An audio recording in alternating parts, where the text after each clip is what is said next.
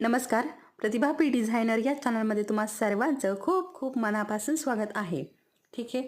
तर बघा, आपले जे काही प्रतिभा पी डिझायनर हे चॅनल आहे, यावरती अरीवर्कचे क्लासेस चालू झालेले आहे.